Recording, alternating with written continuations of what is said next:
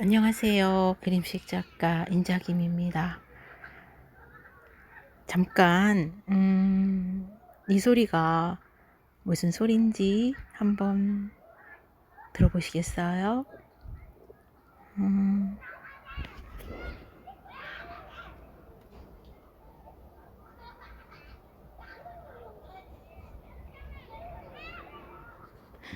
예, 맞아요.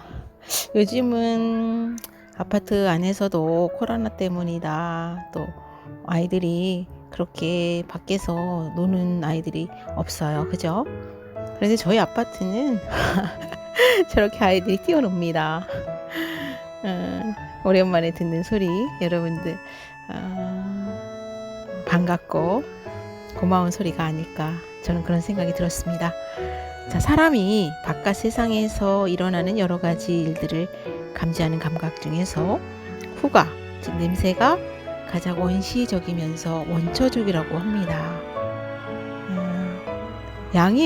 가수 양희은 씨가 한 말이에요. 요즘 들어 아주 많이 그리운 냄새가 있어요. 흙냄새, 후두둑, 소나기가 내리꽂힐 때, 빗발의 무게 때문에 허공으로 달려오르는 흙먼지, 비가 엄청 쏟아지기 시작할 바로 그때, 땅에서 한 5에서 10cm가량 흙빛 먼지가 떠오르면 그 먼지가 비를 머금으면서 묘한 냄새가 나는데 그걸 비 맞은 흙먼지 냄새라고 해야 할까요? 비 냄새라고 해야 할까요? 아님 먼지 냄새라고 해야 하나요? 다들 기억하시죠? 그 냄새. 바로 그 냄새를 맡고 싶다는 거죠, 나는. 가수 양희은 씨가 어떤 책에 서문에 쓰신 글입니다. 자, 요즘 도해지에 살면서 우리가 흙을 밟고 산다는 게 쉽지 않아요. 그죠? 아스팔트 아니면 보도블록, 화단, 잔디밭. 거기다가 또 잔디밭에 들어가지 마시오 라고 작지만 단호한 명령조의 팻말. 우리가 언제 흙을 밟아 보겠어요? 할머니 산소 갈 때 그 산을 오르내리면서 약간 축축한 흙을 밟던 그 기억이 있습니다. 요즘 에어하는 비싼 운동화 밑창에 찐득거리는 그 고무하고 느낌이 다르죠. 편안한 그 느낌이 그리운 밤입니다. 자, 요즘 저는 많이 글발이 쓴다고 해야 하나요? 뭔가가 자꾸 쓰고 싶어졌습니다. 뭐 신경 없니 껌딱지 하느라고 펜을 놓은 지 제법 됐거든요. 제가 매년 한 권의 책은 출간이 되었는데 올해는 출간을 못했어요. 왜냐하면 작년에 신경 엄니가 뇌출혈로 쓰러지시고 거의 사선에 계셨거든요. 정말 24시간 붙어서 옆에서 케어를 했습니다. 하나는 잃고 하나는 얻었죠. 신경 엄니가 워커에 의지해서 거리시긴 하지만 어쨌든 건강하게 다시 일상생활로 돌아오셨고 그 대신 저는 게으름을 핀 건 아닌데 책을 출간하지 못했습니다. 열심히 남은 2달 동안의 시간 동안 집필을 해서 내년에는 좋은 책으로 여러분들께 또 행복한 시간이 될 수 있도록 제가 그런 책들을 낼 수 있도록 열심히 노력하겠습니다. 자, 행복 천재들이 좋아하는 게 많다라고 서울대 심리학과 교수인 최인철 선생님이 말씀을 하셨습니다. 제가 오늘은 일부러 베란다 창문도 열고 안방 창문도 열고 아이들의 뛰노는 소리, 그 다음에 택배 아저씨들이 오가는 소리, 또 배달 일품 요리를 배달하는 사람들의 소리 일부러 여러분들에게 그냥 날고로 들려드리도록 하겠습니다. 조금은 정제되지 않은 소리 때문에 불편하신 분들이 있을 수도 있는데 그냥 인자김이 저런 소리를 좋아하는구나 하고 양해 부탁드리겠습니다. 자, 불행한 사람들은 싫어하는 게 많고 마음엔 근심이 가득하답니다. 반대로 행복한 사람들은 좋아하는 게 많고 마음속에 갖고 있는 관심도 많답니다. 지금 여러분들 잘 들리실지 모르겠지만 문을 박박 긁는 소리가 들립니까?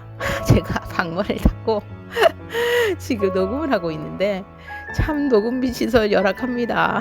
그런 저의 이런 수고를 칭찬해 주시기 바랍니다. 네, 저희 집에 9년산 말티즈가 있습니다. 저하고 떨어지면 불안해해요. 저 아이도 이제 늙어가지고 분리불안이 심합니다. 그래서 제가 눈에 안 보이면 저렇게 긁어댑니다. 네, 제가 움직이면서 해서 소리가 약간 흔들릴 수도 있는 점 또 양해 바랍니다. 오늘 제가 살짝 열겠습니다. 들어올 거예요. 네, 들어왔습니다. 참 저희 아이가 그런 얘기를 합니다. 참 좋겠어 엄마는. 모든 사람들이 엄마를 찾고 좋아하니까. 좋아하는 건 좋은데 힘듭니다. 네, 저는 하나고 저의 에너지를 분산해야 되는 사람들은 기본이 한 6명 정도 되는 것 같습니다. 선택이란 누군가에게는 즐거움이지만 누군가에게는 고통이다. 제가 선택한 거죠. 누군가에게는 기회지만 또 다른 누구에게는 형벌인 것이 선택이다. 그렇다고 저의 지금 이 선택이 형벌은 아닙니다. 고통을 아는 사람들이 만들어낸 메뉴가 바로 아무거나다. 어떤 음식이 나올지 모르는데도 이러한 무모한 선택을 하는 이유는 그것이 선택의 고통으로부터 우리를 구원해 주기 때문이다. 자기가 무엇을 먹고 싶은지조차 스스로 결정할 수 없다는 자괴감으로부터 우리를 해방시켜 주기 때문이다. 요리사를 전적으로 신뢰하는 경우라면 아무거나를 선택하는 건 최고의 존경의 표시일 수 있다. 참을 수 없을 정도로 배가 고픈 경우에도 아무거나 시킬 수 있다. 이런 경우들이라면 아무거나 선택은 충분히 이해할 만하다. 그러나 선택의 고통을 피하기 위한 습관적인 교육 지책으로 아무거나를 남발하고 있다면 음식뿐만 아니라 삶의 많은 영역에서 이 같은 도피성 선택을 반복하고 있다면 자신을 되돌아볼 필요가 있다. 음식도 아무거나, 영화도 아무거나, 여행도 아무데나, 심지어 직업도 아무거나. 모든 것이 아무거나라면 답은 둘 중 하나다. 내공이 아주 깊은 사람이거나 전혀 행복하지 않은 사람이거나. 행복 천재들은 좋아하는 것에 관한 한 천재다. 행복 천재들은 좋아하는 것들이 많다. 또한 자신이 좋아하는 게 뭔지 정확하게 알고 있다. 좋아하는 것이 분명하고 많으면 마음속에 관심이 가득하다. 그러나 싫어하는 것이 분명하고 많으면 마음속엔 근심이 가득하다. 싫어하는 사람들, 싫어하는 일들, 싫어하는 장소들을 피해야 하기 때문이다. 행복 존재들은 싫어하는 것에 관한 천재다. 하고 싶은 일은 별로 없어도 하기 싫은 일은 많다. 좋아하는 것을 물으면 아무거나 라고 하지만 싫어하는 것을 물으면 단호하게 대답한다. 싫어 하고. 이를 실증적으로 뒷받침하는 연구가 최근에 서울대학교 행복연구센터에서 진행이 되었다. 참가자들에게 자신이 좋아하는 것과 싫어하는 것을 각각 1분 동안 자유롭게 적어보도록 했다. 무엇을 적어도 상관이 없었다. 그런 뒤에 각 참가자가 현재 느끼는 행복의 정도를 별도의 방법으로 측정한 다음 그들이 주어진 시간 내에 얼마나 많이 적었는지, 얼마나 독특한 것들을 적었는지, 그리고 또 얼마나 구체적으로 적었는지를 살펴보았다. 그리고 좋아하는 것과 싫어하는 것들 적는 것이 얼마나 어려웠는지도 물었다. 결과는 매우 흥미로웠다. 행복감이 높은 참가자들일수록 좋아하는 것을 많이 적었을 뿐만 아니라 범주도 다양했다. 또한 좋아하는 것에 대한 설명도 아주 구체적이었다. 예를 들어 행복감이 낮은 참가자들이 음악 듣기를 좋아한다고 적는다면 행복감이 높은 참가자들은 한적한 버스나 기차에서 노래 들으며 책 읽기를 좋아한다 라고 적는 식이었다. 뿐만 아니라 행복한 참가자들은 좋아하는 것을 적어내는 일이 어렵지 않다고 보고했다. 반면 행복감이 낮은 참가자들은 좋아하는 것을 적어내는 일을 매우 어려워했다. 다른 사람도 아니고 자기 자신이 좋아하는 것을 적게 했는데도 말이다. 혹시 적어낼 범주를 정해주지 않고 아무거나 쓰라고 했기 때문에 이런 결과가 나온 것이 아닌가 싶어서 후속 연구에서는 좋아하는 혹은 싫어하는 사람, 좋아하는 혹은 싫어하는 장소, 이처럼 구체적인 범주들을 제시하고 적어내게 했다. 그래도 결과는 마찬가지였다. 행복한 사람들은 좋아하는 사람과 장소를 쉽게 많이 적어냈지만 행복감이 낮은 사람들은 여전히 이것들을 어려워하며 적게 적어냈다. 반면 싫어하는 사람과 싫어하는 장소를 적어내게 했을 때 결과가 역전이 됐다. 행복한 사람들은 싫어하는 것을 많이 적지 못했지만 행복감이 낮은 사람들은 아주 많이 적어냈다. 행복한 사람들의 머릿속이 좋아하는 것들로 가득 차 있다면 행복감이 낮은 사람들의 머릿속은 싫어하는 것들로 가득 차 있는 것으로 보인다. 이처럼 행복한 사람들은 좋아하는 것을 많이 가지고 있기도 하지만 또한 좋아하는 것들을 빨리 고르기도 한다.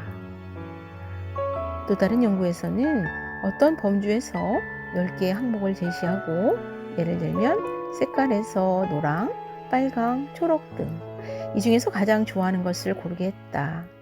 그리고 좋아하는 것을 선택하기까지의 반응 시간을 컴퓨터로 측정을 했다.